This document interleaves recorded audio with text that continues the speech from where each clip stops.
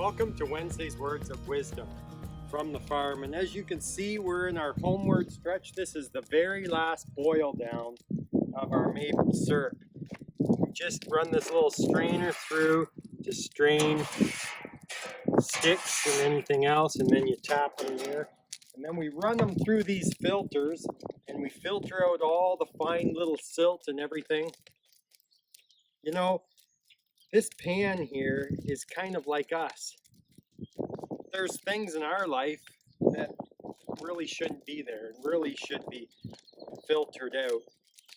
And sometimes we even need this fire to actually burn away, boil and burn away that extra. As you can see, this little cloud on top, that's evaporation. The water is evaporating out of this. It takes 40 parts of sap to make 1 part of syrup. We've been having a really good time doing this. It's been a lot of fun. You know, I'll never forget on the bus. And please, before I tell this story, don't be upset over me telling a story about a fight, because I was the last person in school to ever fight.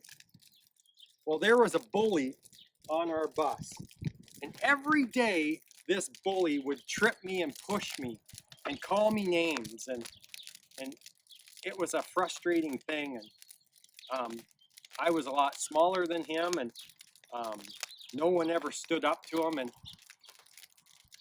I had a sling on my arm, my right arm, because I was getting cortisone shots into my shoulder.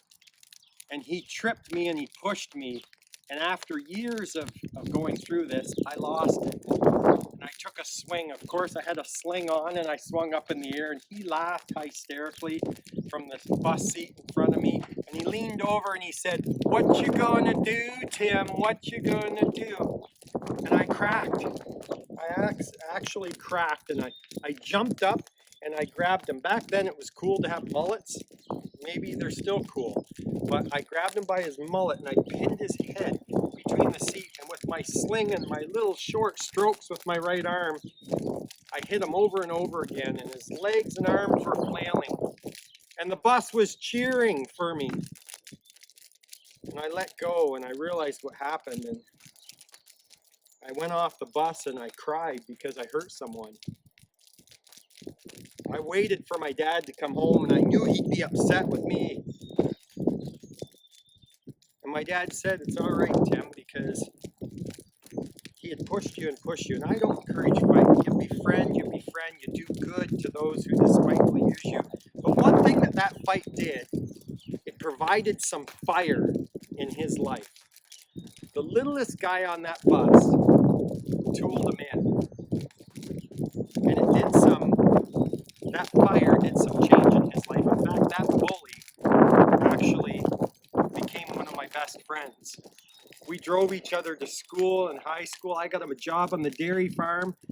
We were good friends, and I realized that he was going through a lot of messed up stuff in his life, and he was just acting out from low self-esteem and abuse and stuff in his life. He was just acting out. I don't ever encourage that. In fact, I encourage you to do good to those people. But you know what some of us need in our life is a little fire to refine and take out the things that need to leave our life. We need some filtering to take out some of that stuff that shouldn't be in our life. Let's be honest, all of us have some things in our life that we don't need. This is the tax time. Right now is tax time. And we're doing an inventory of all our finances to see what we should and shouldn't have in our life and in our finances. I want to read for you today.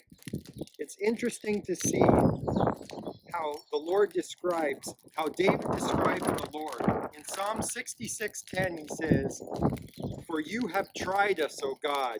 You have refined us as silver is refined. You brought us into the net."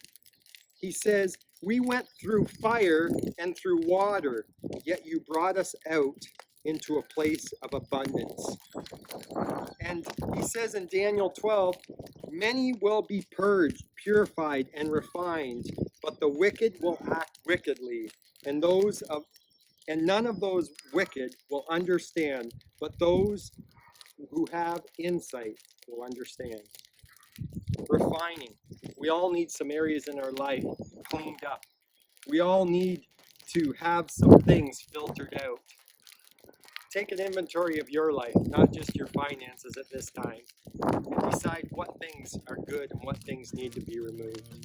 And that's been Wednesday's Words of Wisdom from the farm. Take care. God bless.